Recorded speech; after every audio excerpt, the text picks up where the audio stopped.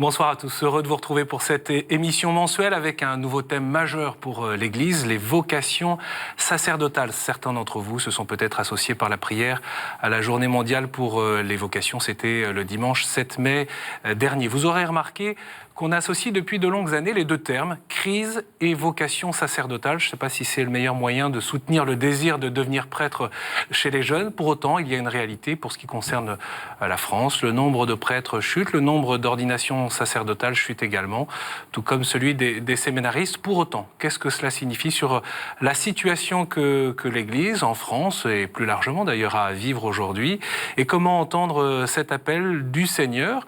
Faut-il prendre parti ou prendre son parti de la situation actuelle ou plutôt se remettre en question? En tout cas, nos invités nous donneront leur point de vue, leur réflexion, leur conviction avec nous. Stéphanie Bonas, vous êtes mère de famille, enseignante en écriture sainte au Collège des Bernardins. Aymar de Langautier est séminariste au séminaire Saint-Cyprien de Toulouse en 3e année. Le père Pierre Amar est avec nous. Vous êtes adjoint au service des vocations, adjoint du responsable du service des vocations du diocèse de Versailles. Vous êtes curé à Limay, donc dans ce même diocèse, et padre blogueur. Nous sommes avec également le père Jean-Luc Garin.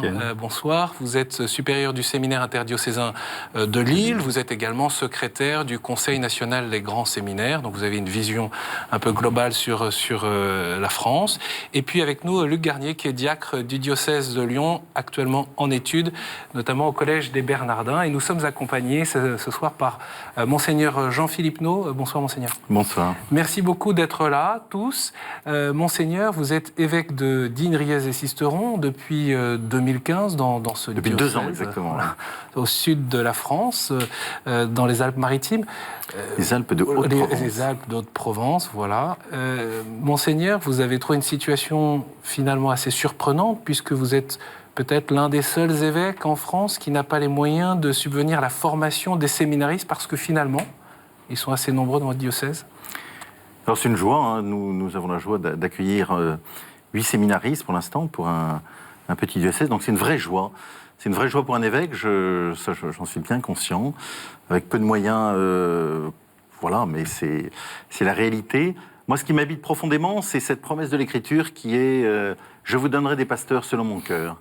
Et je crois que cette promesse, elle court à travers l'histoire de l'Église, et elle me rejoint entre autres personnellement, et elle est pleine d'espérance, non seulement parce qu'on voit que c'est le Seigneur qui est, j'allais dire, qui guide, qui appelle, qui est à l'origine de toute vocation, tout spécialement de toute vocation sacerdotale, et que ça nous place directement, pas simplement dans une vision humaine des choses, une vision quantitative, mais aussi ça nous oblige à regarder en avant, dans un regard d'espérance, et à porter notre regard, notre prière et notre offrande vers le Seigneur lui-même, quoi.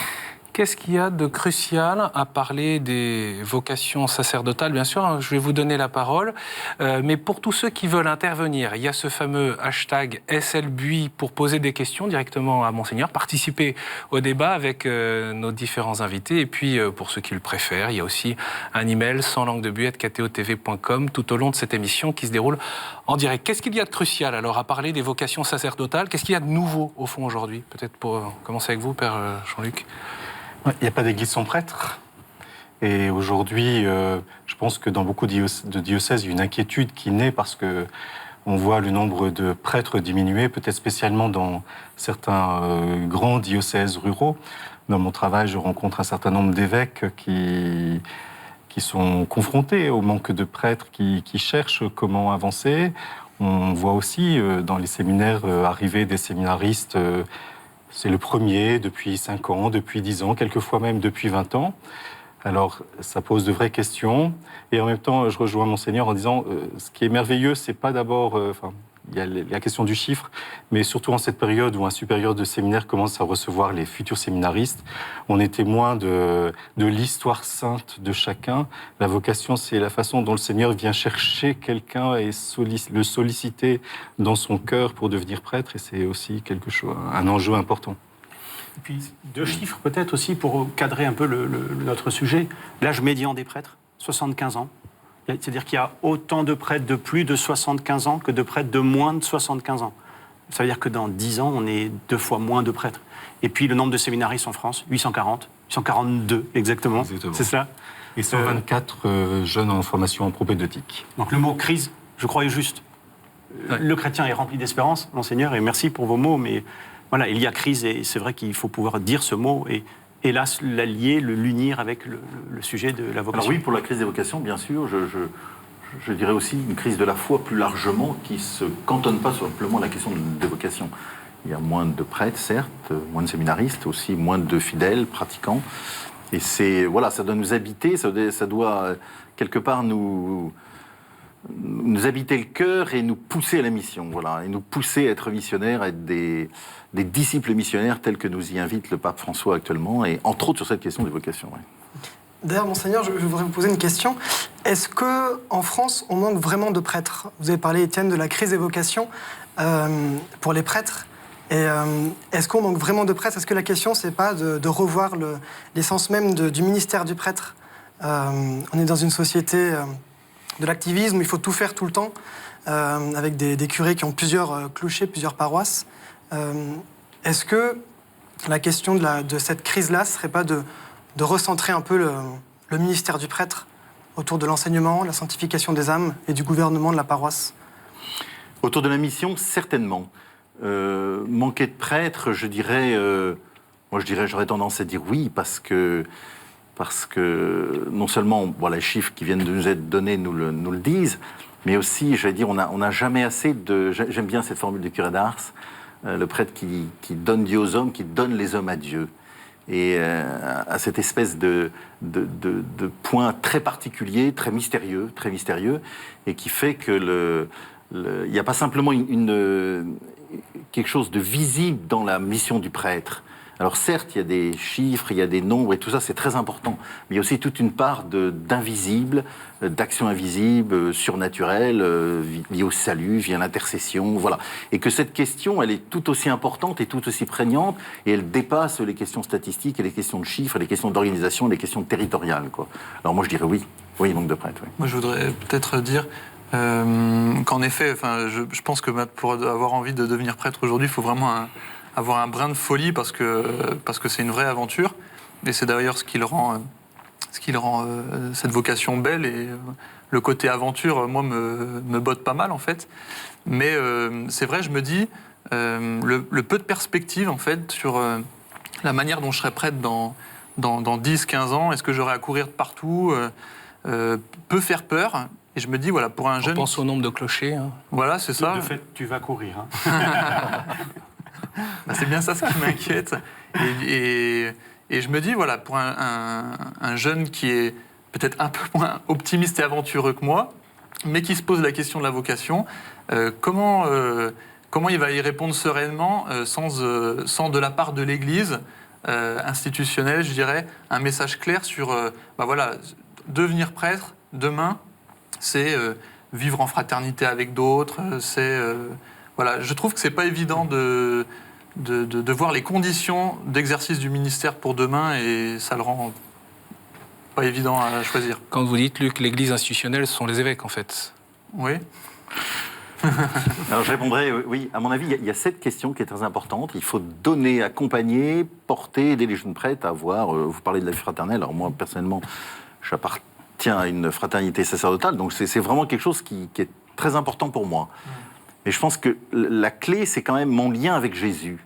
C'est-à-dire ma vie personnelle, voilà. Et vous parlez d'aventure, je suis complètement d'accord. Mais c'est une aventure avec Jésus. Une aventure qui me dépasse, qui n'est pas simplement une aventure à vue humaine, qui est une aventure qui se prolonge pour l'éternité, pour la vie éternelle. Et que la clé, c'est mon cœur à cœur avec Jésus. Et que dans l'appel des vocations, c'est fondamental. Vous voyez, j'aime bien cette expression du pape Jean-Paul II, où quand il parle de sa vocation, il parle de don et mystère. Don qui vient de Dieu, mais quelque chose qui reste malgré tout mystérieux, même pour celui qui a été appelé, pour ma propre vocation, pour la vôtre, voilà. Ça reste, et ce mystère, c'est cette intimité avec le Christ qui finalement m'appelle, me pousse, me conduit, ne va jamais m'abandonner. Il sera toujours à côté de moi, et je suis prêtre de Jésus-Christ, pour Jésus-Christ, avec Jésus-Christ, pour l'Église, bien évidemment, pour l'Église aussi. Oui, Père, vous disiez Dieu continue d'appeler, mais je me demande, voilà, comment est-ce que nous, on pourrait, laïcs aussi, contribuer à créer ce terrain favorable à l'écoute? Parce que finalement, Dieu appelle, mais on a l'impression qu'il n'y a pas d'écoute. Est-ce que les jeunes entendent? Est-ce qu'il y a quelque chose qui les empêche d'entendre? Est-ce que la question du don de soi aussi, qui est très absolue, et puis qui ne savent pas où ils vont, en fait, voilà. Comment créer ce terreau? Est-ce que vous voyez, dans votre diocèse, est-ce qu'il y a des éléments qui favoriseraient les vocations? C'est aussi la mère de famille qui parle. Oui. Ben, la famille, voilà. Alors, la famille est certainement un lieu excellent. Oui. Excellent pour porter, pour faire qu'une vocation ne soit pas anormale, entre guillemets, voilà, que ça soit quelque chose qui puisse être envisagé, porté, prié, accompagné. C'est vrai pour la famille, c'est vrai pour les mouvements de jeunes, du scoutisme par excellence. Moi, j'ai été beaucoup marqué par le scoutisme. C'est vrai pour les paroisses. Vous pouvez raconter d'ailleurs. Parce qu'il y a quand même quelque chose de très spécifique sur votre aventure scout, non? Alors, j'ai appartenu à une troupe scout et il y a 12 jeunes qui sont prêtres aujourd'hui, qui étaient scouts avec moi, qui sont prêtres aujourd'hui, dont 5 sont évêques. 5 sont évêques en France. Alors, de fait, et je pense qu'on a été marqué à la fois par la dimension fraternelle, par la dimension humaine qu'on a découvert dans le scoutisme, et puis aussi par le fait que le Christ était au centre de tout ce qu'on se faisait. On pouvait jouer, on pouvait avoir des activités, on pouvait faire plein de choses, mais le Christ était au centre. Et inlassablement, on revenait à ce Christ et on a été habitué quelque part à vivre avec lui. Alors je pense que ce terreau, vous voyez, pour avoir une bonne culture, j'arrive d'un milieu agricole, pour avoir une belle récolte, il faut aussi que le terrain soit porteur, ouvert, et voilà. Et donc vous avez tout à fait raison, je pense que c'est certainement un des axes à travailler aujourd'hui, c'est vrai pour les familles, pour les paroisses, mais que pour les mouvements de jeunes, pour les vocations, les mouvements de vocation, les services de vocation, etc. Mais faire que l'appel puisse être entendu, accompagné, et ne soit pas simplement une aventure anormale qui concerne que quelques-uns, mais qu'on puisse poser en vérité la question devant le Seigneur, qu'elle puisse être accompagnée, qu'elle puisse être discernée, qu'elle puisse être, mais qu'elle puisse être posée. Et donc que l'Église, le Seigneur appelle, mais l'Église aussi appelle. Je voudrais qu'on s'arrête un peu justement sur cette question du désir de devenir prêtre chez aujourd'hui les jeunes ou même les moins jeunes.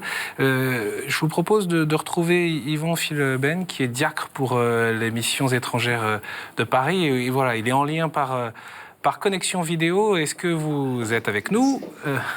Merci beaucoup d'être là. Oui, bonsoir.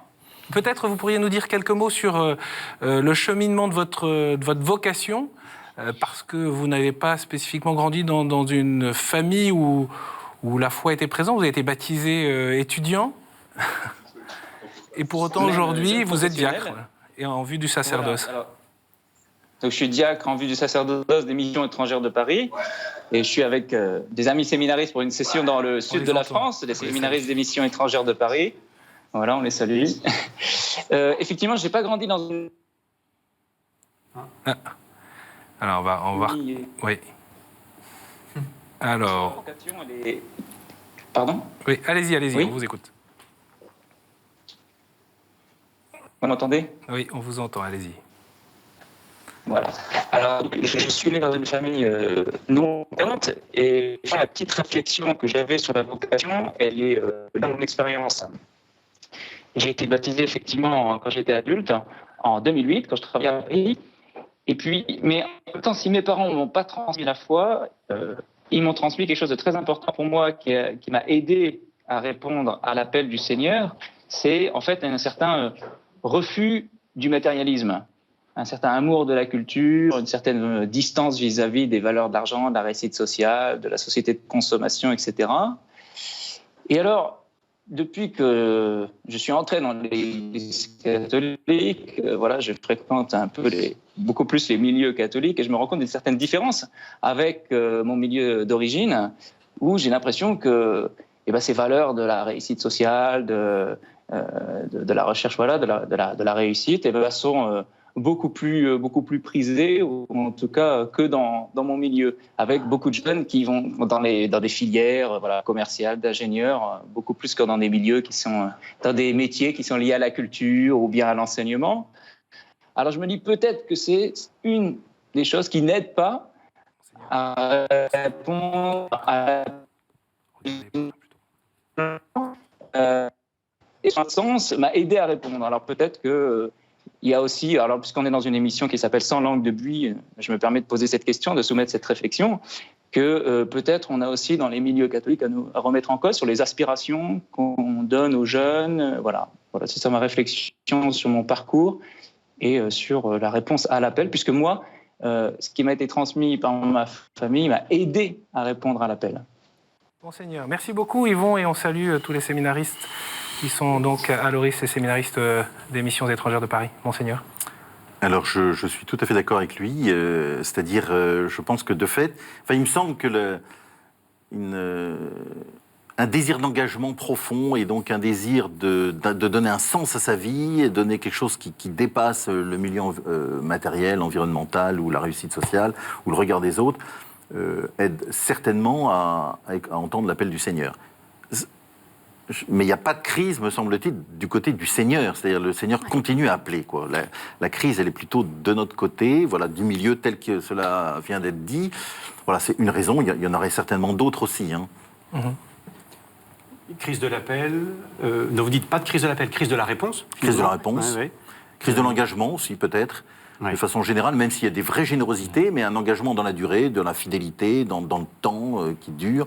Voilà. Et en même temps, ce désir, ce que je reçois, moi, comme délégué adjoint aux vocations des jeunes, qui se posent la question, quand le désir d'être prêtre, je pense d'abord que le désir n'est pas suffisant. On peut avoir le désir d'être prêtre et ne jamais l'être et ne jamais devenir parce qu'on n'est pas appelé. Mais j'ai une question, du coup. Ces jeunes, ils ne viennent pas de nulle part, ils ont leur propre histoire, ils ont des lieux sources, souvent. Je pense notamment à des sanctuaires, à des communautés qui les ont beaucoup marqués. Ils n'ont pas de logique très diocésaine. Ils ont été marqués par un prêtre, un curé ou un autre. Comment donner envie à ces jeunes d'être prêtres diocésains? Moi, c'est une question qui m'habite. Est-ce que je donne envie? Est-ce que nous donnons envie? Je disais tout à l'heure en riant, je cours, je suis fatigué le soir, je ne suis jamais découragé, mais fatigué. Comment faire pour donner envie, pour que ces jeunes aient envie de devenir prêtres? Un métier qui sauve, ça devrait enthousiasmer. Alors, il me semble qu'il faut en nous voyant, on voit qu'on est heureux d'aimer le Christ, d'être aimé du Christ, d'avoir donné notre vie pour lui. Et que s'il n'y a pas une joie profonde, qui est la joie de l'appel, la joie d'être aimé du Christ, voilà. Chez nous, prêtres, ça doit transfigurer quelque part. Alors, malgré les difficultés, malgré les soucis, malgré le quotidien qui n'est pas toujours facile, voilà. Mais qu'il y ait une vraie joie, qu'on soit posé sur le Christ. Et donc, je reviens à cet aspect fondamental, à mon avis, c'est ce lien avec le Christ. Et vous voyez, un jeune qui se pose la question, moi, j'essaye de l'accompagner à avoir une vraie rencontre avec le Christ. Et que ça ne soit pas simplement... Alors, la place des figures, c'est important. Moi, dans mon itinéraire, des figures de prêtres m'ont marqué, la figure de... notre génération, la figure du pape Jean-Paul II nous a indéniablement marqués. Moi, j'ai été beaucoup marqué par le curé d'Ars. Voilà, il y a des figures de prêtres qui nous ont marqués. Peut-être la figure de l'évêque aussi, comme père. Pas juste comme celui qui administre le diocèse, mais comme père. On a des jeunes qui viennent de familles explosées, divisées. La figure de l'évêque, à mon avis, elle est de plus en plus centrale. La pression sur vous, il me semble, assez forte et nouvelle. Peut-être. Moi, j'essaye de transmettre une vraie joie. J'insiste sur ce terme parce que je pense que c'est important. Voilà, c'est la joie de l'évangile du pape François, mais c'est une joie de nous savoir aimer de Dieu, d'être appelé par Dieu, d'être en son nom et qui dépasse les difficultés de la vie quotidienne. Il faut qu'on arrive et que ça ne soit pas simplement une question administrative qui est vue souvent par les gens, j'ai X clochers, voilà. Mais je suis d'abord prêtre de Jésus-Christ et c'est lui qui me fait vivre. Et célébrer l'Eucharistie, ça nourrit ma journée. Me plonger dans la parole de Dieu, ça me nourrit et ça m'habite et je ne peux pas ne pas le transmettre. Et c'est pour ça qu'il me semble qu'on a changé de paradigme, c'est-à-dire que d'une société chrétienne qui disparaît, qui tombe, on devient une société missionnaire qui nous pousse à sortir et à annoncer cette joie d'être chrétien, quoi. Je voudrais souligner deux choses. Vous disiez tout à l'heure, la vocation, c'est un mystère de foi. Quand j'accueille un jeune qui veut rentrer au séminaire, je pose toujours ce regard de foi sur lui en disant le Seigneur l'a choisi pour porter le flambeau de l'Évangile dans ce monde-ci. De poser profondément un regard de foi en disant il arrive au séminaire avec son zèle, ses forces, ses fragilités aussi. Et pour rebondir aussi sur la part d'inquiétude, d'incertitude, de projection, moi je pense que la qualité d'une formation au séminaire est essentielle. Justement, d'abord, je pense que le séminaire est une école de réalisme où on vient avec toutes ces questions personnelles, humaines, affectives, intellectuelles, et aussi toutes ces questions par rapport à comment se projeter dans un diocèse. Et je pense que les séminaires ont un rôle essentiel là-dessus, de travailler peut-être on n'a pas toutes les recettes, mais en tout cas de donner une structure, une formation missionnaire extrêmement forte parce que moi je pense profondément que le prêtre diocésain, ce sera un apôtre. Un apôtre, pas quelqu'un qui fera tourner la boutique, un apôtre, et que je pense que le séminaire doit pouvoir apporter ça très concrètement au long de ces 6 années de formation. Et ça, on peut le ressentir aussi dans les séminaires. À Toulouse, notamment, et je rejoins ce que vous dites, Monseigneur, les formateurs mettent vraiment l'accent sur la vie spirituelle, notre rencontre personnelle avec Jésus et le développement de notre vie spirituelle, en disant vraiment que sans vie spirituelle avec le Christ, de relations concrètes avec lui, notre ministère, on fera pas long feu, quoi.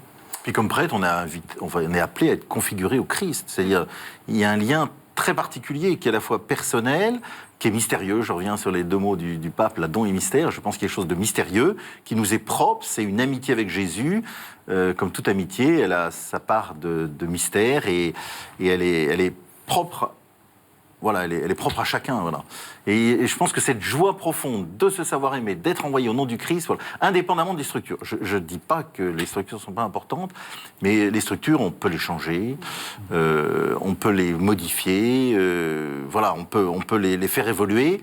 Ce qui va rester profondément, c'est l'annonce de Jésus-Christ, c'est que tout le monde rencontre le Christ et que ce feu intérieur qui doit nous habiter toujours plus, on puisse le transmettre et qu'on enflamme le monde, quoi. C'est ce qu'ont fait les apôtres au début. Et alors là, moi, je vois les jeunes avant qu'ils rentrent au séminaire. Pour le coup, je suis les années avant, et je vois bien, eux, ils sont prêts à s'engager pour une œuvre de salut, pas pour une structure. Ça leur passe complètement au-dessus. Donc le désir de devenir prêtre, il existe réellement. Ils sont prêts à donner leur vie, à livrer leur vie, comme le Christ, vous le disiez, pour une œuvre de salut. Pas pour une structure ou pour pérenniser un schéma qui... Pourtant, on parle plus trop du salut aujourd'hui dans l'Église, ou pas assez en tout cas, peut-être, non ? Eh bien, c'est dommage. je pense que l'Église, sa raison d'être, c'est ça. Hein. Les prêtres est un métier qui sauve. Moi, j'en suis convaincu.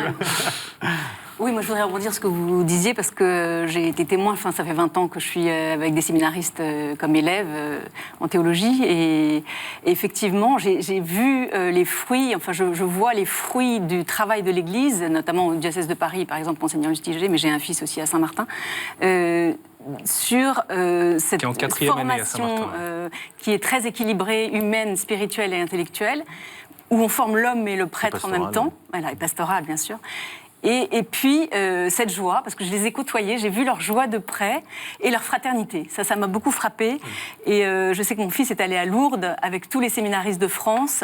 Et indépendamment de l'appartenance à sa communauté, toi, t'es de tel truc, non. J'ai senti qu'il y avait une unité.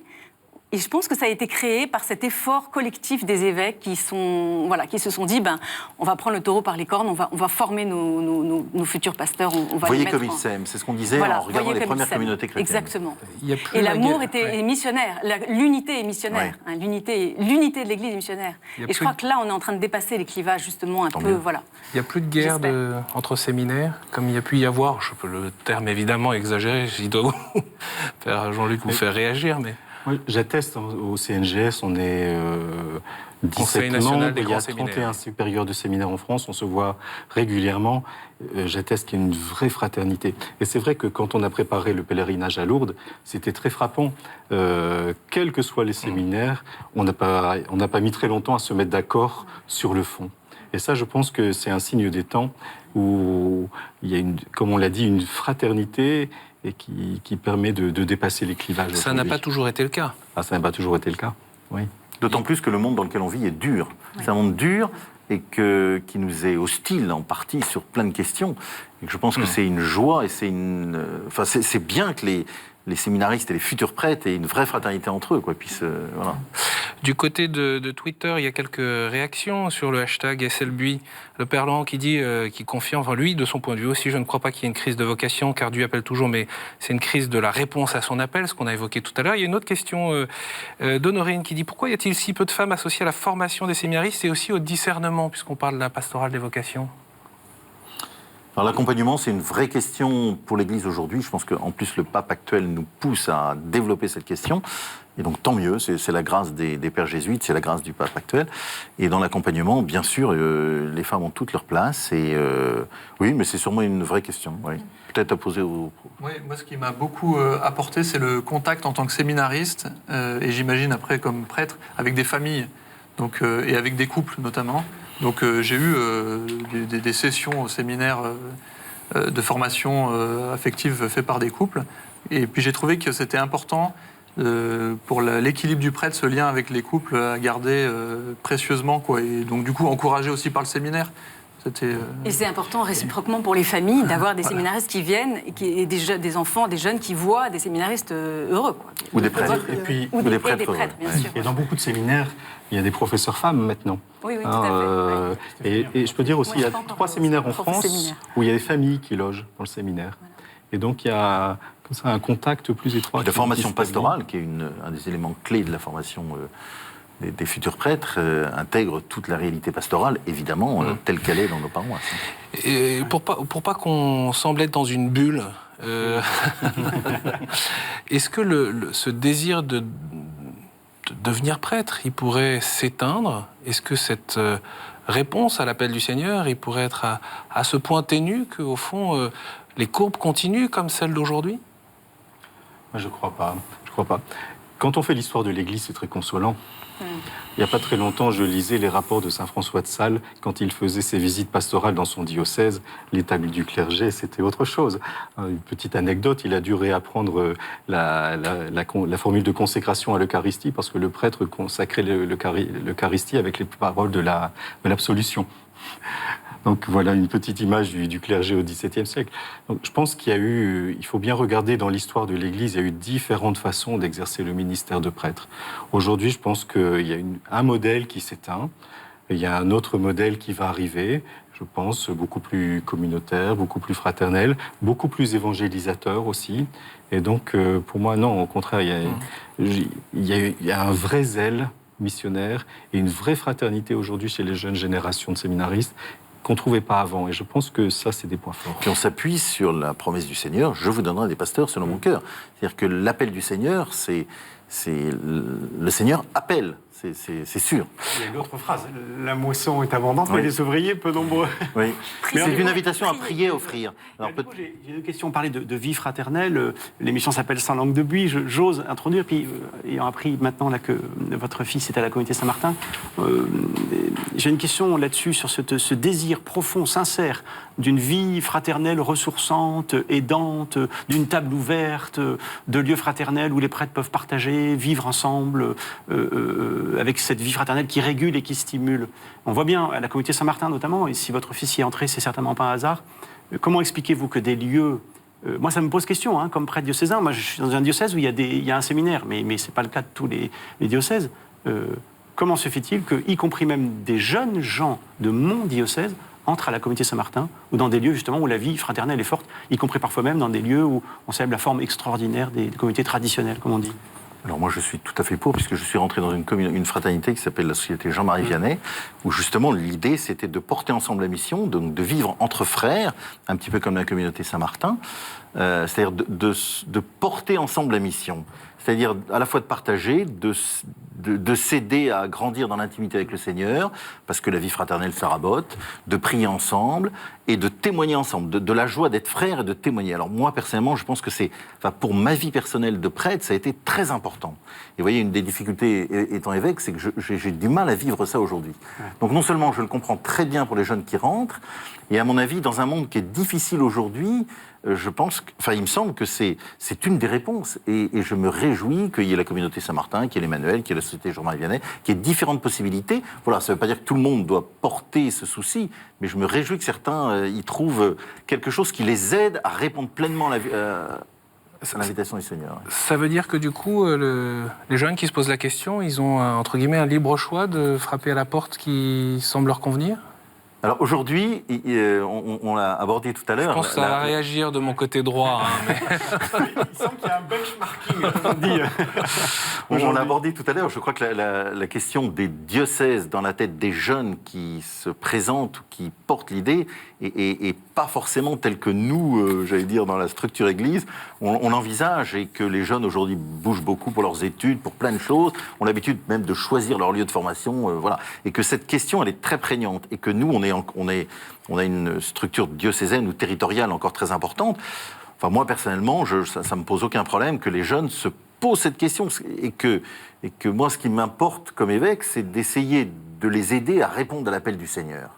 Et si je peux les aider à répondre là où je suis avec les moyens que j'ai, tant mieux qu'après ils partent, que ce désir missionnaire les pousse ailleurs.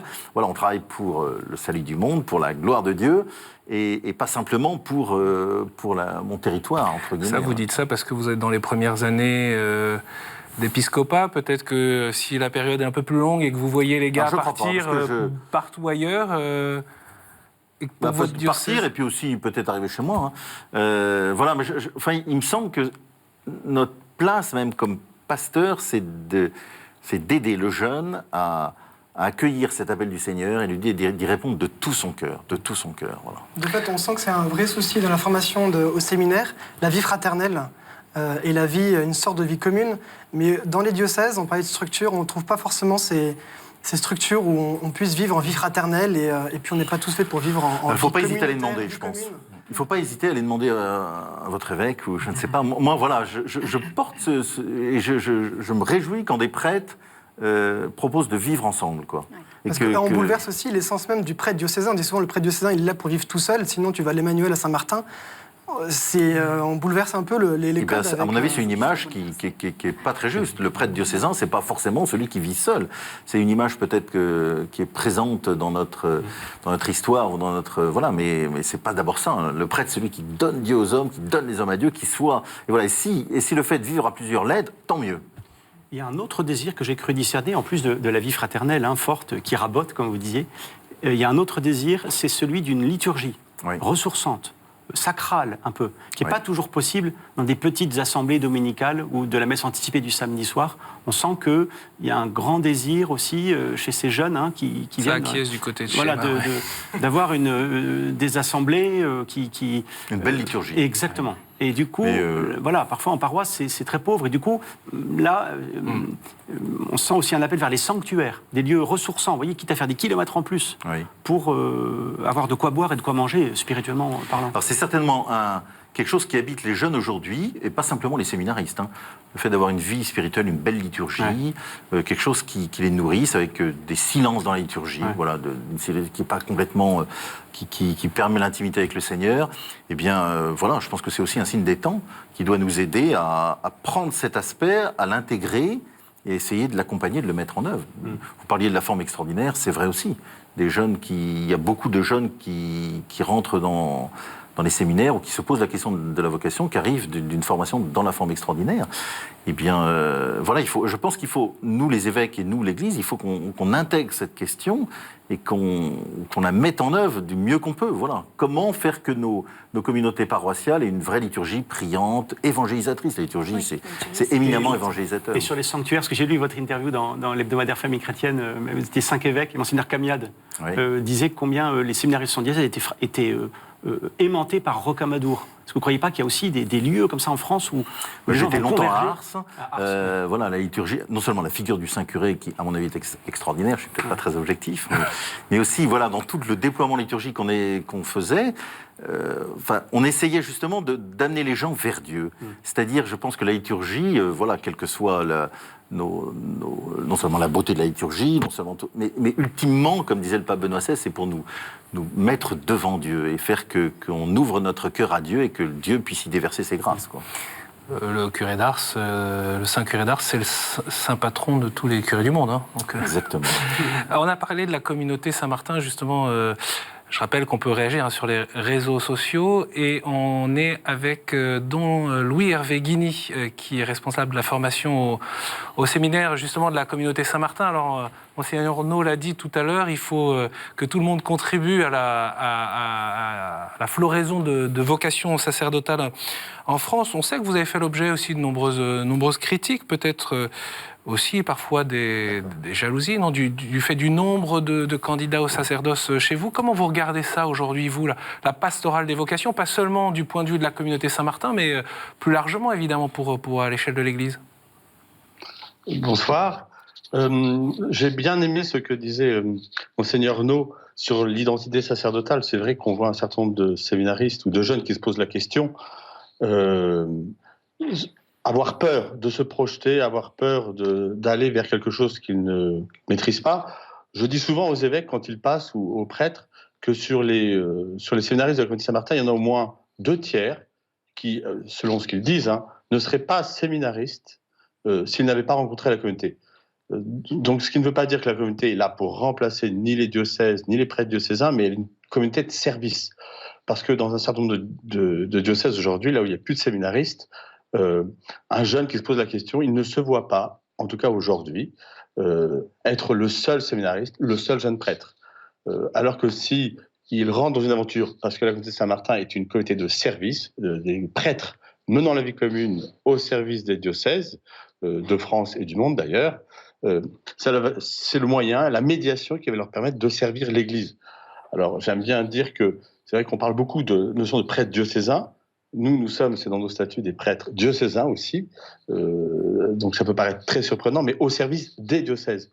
Et on le voit bien aujourd'hui, il y a quelque chose de beau dans l'appartenance à un diocèse. Et je pense qu'il y a des diocèses qui peuvent se permettre aujourd'hui, parce qu'ils ont suffisamment de ressources. Et puis d'autres diocèses, on le voit bien d'ailleurs, cherchent à se regrouper, à partager leurs prêtres. Et donc la communauté Saint-Martin, c'est notre foi, notre espérance, est là pour permettre à des églises particulières, des diocèses, bien de recevoir des prêtres l'année prochaine. Nous avons un diocèse de Tulle, Monseigneur Bession nous a appelés, là où il n'y a pas eu d'ordination, je crois, depuis une dizaine d'années. Il y a 4 prêtres de la communauté qui vont aller rendre service dans ce diocèse pendant un certain nombre d'années. Mais alors, Père, du coup, est-ce que les vocations aujourd'hui, ou les jeunes qui rentrent à la communauté Saint-Martin, est-ce que c'est révélateur, au fond, de ce que recherchent les jeunes plus largement, et qui pourrait, du coup, faire réfléchir les autres, cet aspect, on l'a dit, de l'amour de la liturgie, la fraternité, la capacité ou la possibilité de se projeter dans l'avenir, parce qu'il y a quelque chose de très stable dans la communauté, de fait, peut-être plus que dans un diocèse? Alors, je pense que je donnerai 2 catégories de séminaristes. Il y a ceux donc, qui viennent de diocèses qui, aujourd'hui, il n'y a plus de séminaristes, où il n'y a plus de jeunes prêtres, donc la projection semble plus difficile. Donc ça, c'est ces fameux 2/3 de séminaristes. Et puis, il y en a un tiers, de fait, qui viennent de Paris, de Versailles, de diocèses où ils auraient pu, effectivement, ils ont d'ailleurs hésité à rentrer dans leur diocèse. Et c'est d'ailleurs un sacrifice, souvent pour eux.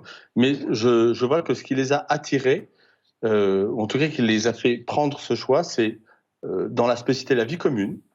La liturgie, je pense que dans les autres diocèses, on retrouve aussi une belle liturgie. Donc, je pense qu'on n'a pas grand-chose à apporter de plus. Je pense qu'il y a cette vie commune qui me paraît importante et une manière d'être prêtre qu'on a hérité de notre fondateur, l'abbé Guérin, qui disait avant de faire des prêtres, il faut faire des hommes, des chrétiens. Et il y a quelque chose de cette spécificité d'une manière de le vivre avec la radicalité, parce que souvent on voit la vie commune comme un confort. En fait, très vite, on passe du confort à l'ascèse, puisque la vie d'un prêtre, elle doit être vécue selon la pauvreté, la chasteté, l'obéissance. Et il y a une coloration dans notre manière de le vivre, qui donne ce goût. Alors, Monseigneur No parlait tout à l'heure de la joie, et je le rejoins. Je dirais 2 choses sur les vocations qu'il faudrait peut-être plus mettre en valeur. C'est la notion de paternité spirituelle. Donc, il y a la notion de joie, je suis d'accord, parce que beaucoup de prêtres ont du mal à voir comment ils vont déployer une paternité spirituelle.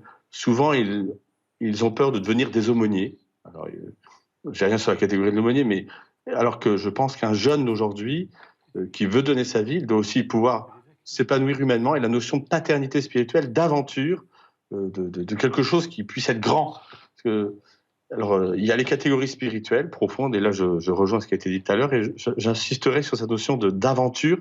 Et vous voyez, une des autres spécificités de la communauté, c'est la mobilité. Et je pense que ça joue pour des séminaristes aujourd'hui, de se dire, je ne serai pas toute ma vie dans un diocèse, donc je peux être à Cuba, parce qu'on a une paroisse à Cuba, je peux être à Tulle, je peux être à... Et je crois que la notion de mobilité, de voir grand, parce que leurs amis ils vont bouger, ils vont se déplacer. Et c'est vrai que c'est peut-être un signe d'immaturité, mais la peur de trop s'enraciner, en tout cas au début, joue beaucoup, je pense.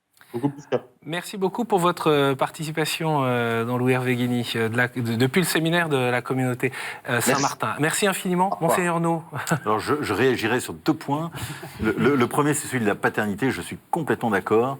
Je pense que c'est quelque chose qui est en creux et un manque aujourd'hui pour plein de gens, et que la vocation du prêtre, c'est justement de cette dimension de paternité, non seulement envers les personnes, mais aussi de façon très large, de cette dimension de paternité.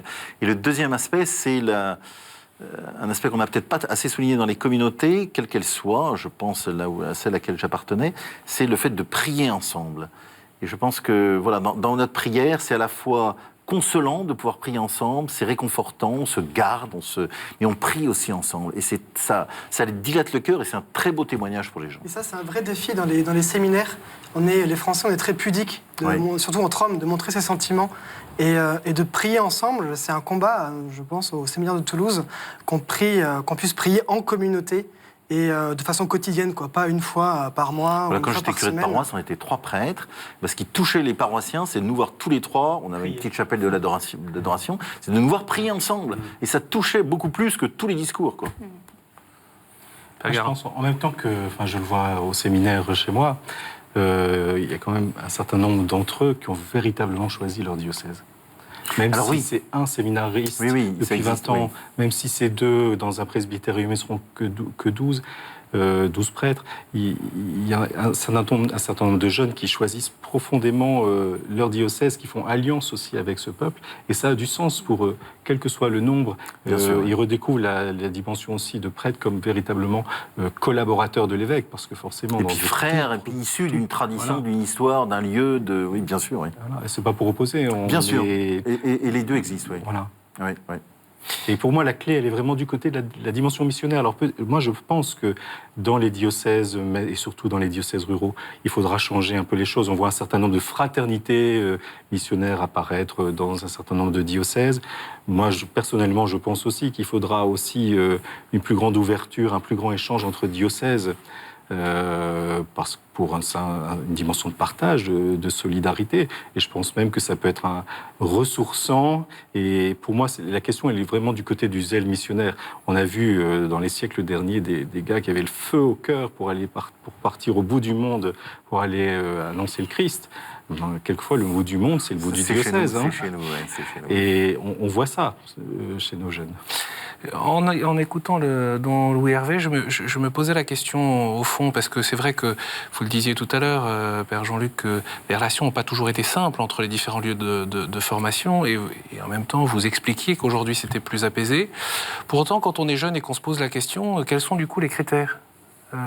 Ça, c'était ma première question. Et puis, la deuxième, c'est est-ce que finalement, dans les aspects que vous soulignez un peu tous, est-ce que, en fait, le fondateur, le Père Guérin, n'a pas eu raison trop tôt, d'une certaine manière, parce que ça fait réfléchir tout le monde, entre guillemets, ce succès de la communauté Saint-Martin ? Moi, je dirais, vous voyez, comme évêque, vis-à-vis des séminaristes de mon diocèse, j'essaye de trouver le lieu de formation, pas tout seul, mais j'essaye de trouver celui qui correspond le mieux, non seulement au garçon, mais là où il pourra donner le meilleur de lui-même, où il pourra vraiment grandir, quoi. Vous voyez, il n'y a pas de séminaire dans le diocèse de Digne, donc il y a des séminaristes du diocèse qui sont dans différents lieux de formation. Et en essayant de choisir, voilà, là où il pourra donner le meilleur de lui-même et grandir dans son intimité avec le Seigneur, quoi.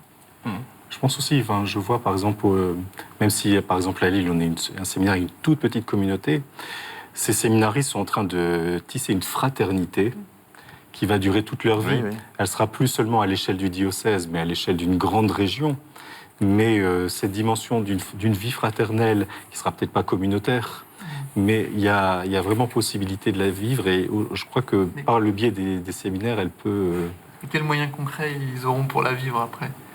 Parce que c'est ça qui est pas évident. On est vraiment formé, notamment avec la propédeutique en première année, qui est une année vraiment fraternelle, où on fait vraiment cette expérience forte. Et puis après, le séminaire continue.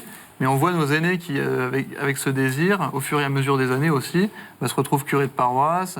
Éventuellement, se voient 3 fois par an avec ceux avec qui ils avaient lié des contacts forts. Mais avec le temps, en fait, les choses s'estompent. Ça ne veut pas dire que cette fraternité, elle n'est pas là. Mais ils n'ont pas les moyens concrets de la vivre. Alors, je pense qu'il ne faut pas hésiter à les demander. Oui.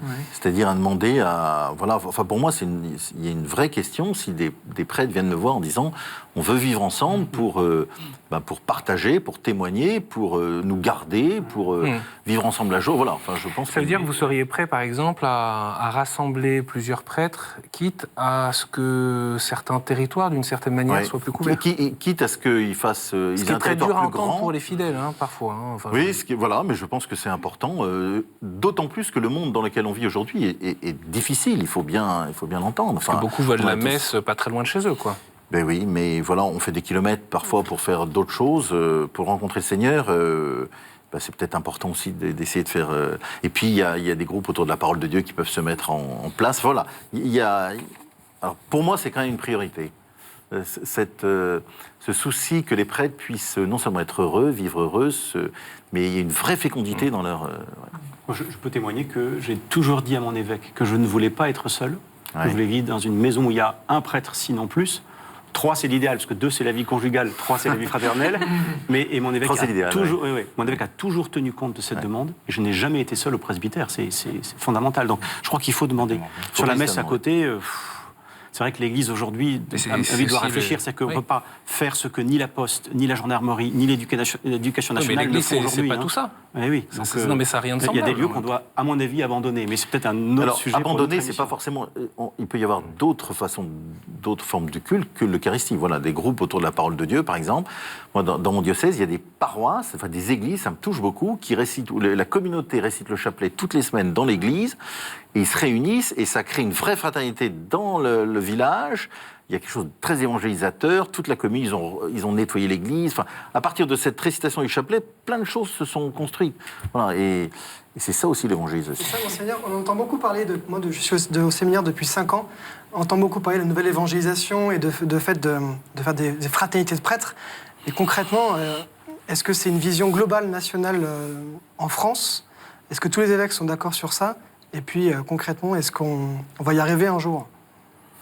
Alors que tous les évêques, ça, je ne sais pas très bien. Moi, je dirais, ça dépend de vous. C'est-à-dire, si vous portez ce désir de vivre votre vie sacerdotale à plusieurs, non seulement il faut le dire, il faut essayer d'en prendre les moyens quels qu'ils soient, il ne faut pas hésiter à le dire, ouais.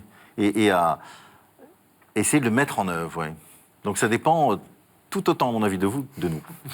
Il y a une réaction sur Twitter de C'est dur. Il dit, est-ce que, pour ne pas décourager les plus jeunes, est-ce qu'il ne faudrait pas arrêter avec l'image du curé Superman toujours... C'est un mythe, ça. Pardon. Non, on n'est pas débordé, pas plus qu'une mère de famille. Non, mais je suis d'accord avec vous. On est décalé, certainement. On a des emplois du temps où on est pris de 18h à 23h. Enfin, il y a des moments où la journée, c'est très calme. Quoi. On n'est pas plus pris que des papas ou des mamans qui... Mais il faut qu'on ait le souci de montrer qu'on est heureux d'être prêtre. Ouais. Voilà. Et ça, peut-être, on a du mal à le dire et à... Voilà. Et qu'on est entouré quand on vit des crises, parce que je pense que tout le monde a des crises dans sa vocation, oui. Et qu'on est entouré notamment par la paternité de l'évêque. Et je pense que ça, c'est important pour... et puis par des fidèles laïcs, des familles avec qui... difficiles. Voilà, il y a une vraie... Pour répondre à la personne, je pense qu'il y a vraiment des moments difficiles. Enfin, pour toute vocation, voilà. Donc, sentir qu'on est entouré. Je voudrais qu'on passe les quelques dernières minutes qui restent, très brièvement, sur... les freins, les moteurs sur ces vocations sacerdotales. Brièvement, je vous propose de rejoindre, parce qu'on est suivi par différents lieux, différents séminaristes, la Maison Saint-Roch du séminaire de Paris qui est avec nous, et notamment Simon et Gaël qui sont en 3e année d'études au séminaire de Paris. Merci d'être là. Brièvement peut-être sur ces freins, ces moteurs, est-ce que vous auriez une question, une remarque, une expérience à partager avec nous? Eh bien écoutez, oui, en fait... moi, j'avais une question sur l'engagement, particulièrement sur son aspect de long terme. C'est-à-dire que moi, je croise dans mon expérience souvent des personnes, parmi mes amis, mais aussi parfois dans ma paroisse ou ailleurs, qui sont d'accord pour s'engager. On remarque qu'il y a un véritable désir, une volonté qui est là, mais pas toujours pour un long moment. Alors, tout semble aller parfois de plus en plus vite, on le voit bien, les gens changent d'emploi. Il a été question dans cette émission de mobilité géographique également. Donc ma question, c'est finalement comment aider ceux qui s'interrogent sur une vocation sacerdotale à réussir à s'engager pour toute la durée de leur vie. C'est-à-dire comment réapprendre, peut-être pastoralement, à s'engager pour le long terme. Je vous propose de prendre tout de suite la deuxième question, du coup.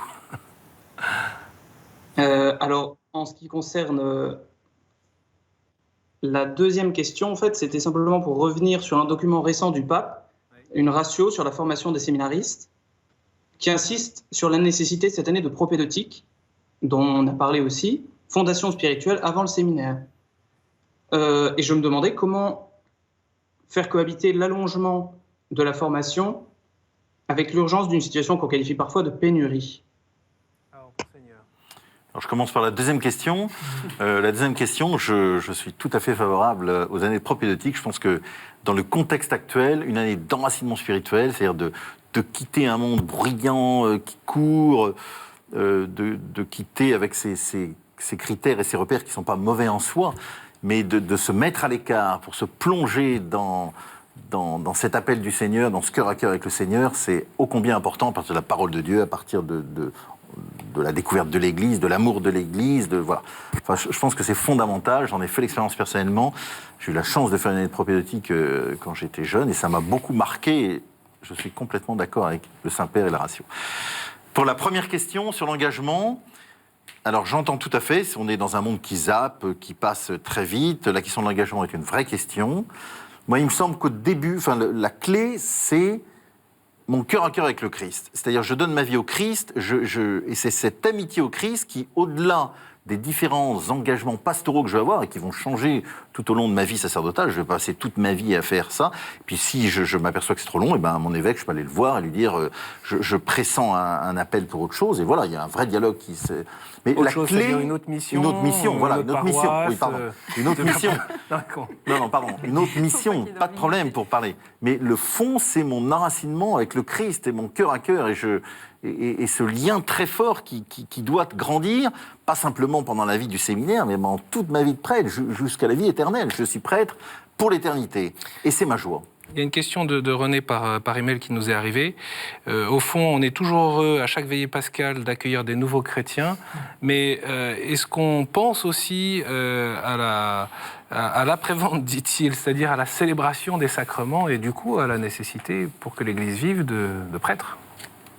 Alors oui, il y a peut-être deux questions. La question des catéchumènes, l'après-catéchuménat, c'est une autre question, qui est une vraie question. Non, mais au sens où, pour que cette Église vive, pour que ces baptisés puissent vivre... il faut des prêtres qui leur donnent Dieu et qui les donnent à Dieu. Moi, j'aime bien cette définition-là. Et oui, tout à fait.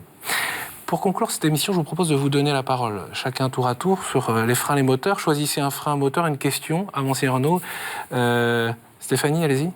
Moi, je voudrais rebondir sur la question de l'évangélisation. Je crois que c'est vraiment l'appel du pape dans la joie de l'évangile. Voilà, je pense que c'est la mission aussi qui va aussi susciter, répondre à cette question des vocations.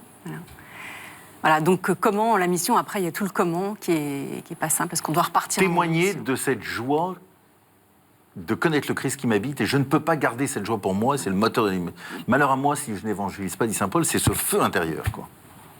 Concernant les freins et les moteurs, je peux vous dire que les séminaristes de la nouvelle génération, on est conscients de ce qui va faire notre futur ministère. Nous sommes sous la génération du pape François, mettez la pagaille dans les diocèses. Et voilà, cette pagaille, il faut la mettre, et il faut qu'elle soit accompagnée aussi par les évêques et par les prêtres qui nous entourent. Donc voilà. N'hésitez pas à la mettre. Moi, j'étais très marqué par la figure du père Hamel, qui est mort martyrisé à 50 km de chez moi. J'espère, je pense, nous espérons tous que d'autres jeunes monteront à l'autel à la suite du père Hamel. Puisqu'un prêtre est tombé, j'espère que des centaines monteront à l'autel. Oui. Le sang des martyrs qui est semence de chrétiens, et puis de l'offrande cachée aussi de tous ceux qui prient pour les vocations. Je pense aux personnes malades, aux personnes âgées, aux personnes dont la prière est habitée par cette offrande et qui ne peut pas ne pas porter de fruits. Moi, je dirais qu'en ne proposant pas le chemin du sacerdoce, on prive beaucoup de jeunes d'un chemin de bonheur qu'ils n'auraient pas estimé, qu'ils n'auraient pas envisagé. Et je dirais, oser parler du sacerdoce en famille, dans les aumôneries, qu'un prêtre ose appeler pour la relève. C'est vrai pour les prêtres aussi. C'est vrai pour les prêtres. Oser en parler, que ça ne soit pas une question taboue, et poser la question à quelqu'un, est-ce que tu n'y as pas pensé à? C'est pas une question qui ferme, c'est offrir un chemin de bonheur et de grande joie. C'est pas... Alors je pense que alors je suis complètement d'accord avec vous, et je pense qu'il faut qu'on ose appeler davantage, Et tous qui que nous soyons, pas simplement les évêques, mais chacun d'entre nous, appeler à ce chemin de bonheur avec le Christ, Luc. Moi, la formule que je garde en tête avec cette soirée, c'est le prêtre, un métier qui sauve. J'ai beaucoup aimé. Et en fait, je trouve qu'il y a un frein et un moteur, c'est-à-dire que parfois on voit de l'extérieur, on peut avoir l'impression que simplement les tâches que fait le prêtre, et on ne fait pas forcément le lien avec justement la dimension intérieure, comme le Seigneur est vraiment présent dans ce qu'il fait, et comme ça nourrit sa vie. comme les rencontres qu'on peut faire, en fait, aident à avancer les autres. Et tout ça, je pense que les jeunes n'en ont pas forcément conscience. Et il faut en témoigner. Et c'est ça qui donne envie, en fait, d'être prêtre, quoi. Le mot de la fin, Monseigneur. Peut-être aussi un conseil sous forme de conseil ou de prière pour tous ceux qui se posent la question aujourd'hui. C'est vrai, quand on voit... en réalité, il y a beaucoup de jeunes qui se posent la question. 19% des jeunes qui étaient au GMJ cet été se posent la question de la vocation, des jeunes garçons, ce qui est un chiffre important. Oui. Moi, je dirais à ces jeunes, n'hésitez pas à en parler autour de vous, enfin aux prêtres qui vous accompagnent. Voilà, n'hésitez pas à en parler, n'hésitez pas à ouvrir votre cœur, n'hésitez pas à laisser le Seigneur entrer dans votre cœur et le combler. Et le mot de la fin, j'allais dire, c'est prions. Voilà, c'est l'invitation du Seigneur. Priez le maître de la moisson. C'est vraiment, je pense, une prière qui doit habiter toute l'Église. Une prière, une offrande, voilà, une prière pour nous ajuster. La prière, c'est vraiment une amitié avec Dieu qui nous ajuste à Dieu pour que nous puissions faire sa volonté, non seulement dans ce qu'on a partagé, c'est-à-dire comment envisager l'Église de demain, mais aussi nous ajuster à la volonté du Seigneur, c'est-à-dire faire nôtre cette invitation du Seigneur. Merci beaucoup à vous tous d'avoir participé, Monseigneur, et vous tous ici sur ce plateau. En tout cas, on l'a compris aussi, il fallait garder la joie au milieu de tout ça et cultiver sa relation à Dieu. J'indique juste, puisque Père Amar, ça fait partie des livres Internet, le nouveau presbytère chez Artege. Et puis on va mettre aussi sur le site Internet de KTO, ktotv.com, différentes références, notamment sur le web, pour ceux qui veulent se poser des questions, avoir un peu de réflexion ou des contacts très concrètement. Merci à tous pour votre fidélité, merci à tous ceux qui ont participé à cette émission, réagi, et n'hésitez pas à la revoir. Et puis c'est une tradition, on pose la question avec qui est présent. Si certains veulent prendre contact avec vous, Monseigneur, est-ce que vous êtes d'accord pour avec joie leur répondre? Alors il y a cet email sans langue de but @ktotv.com. Merci à vous et très bonne soirée.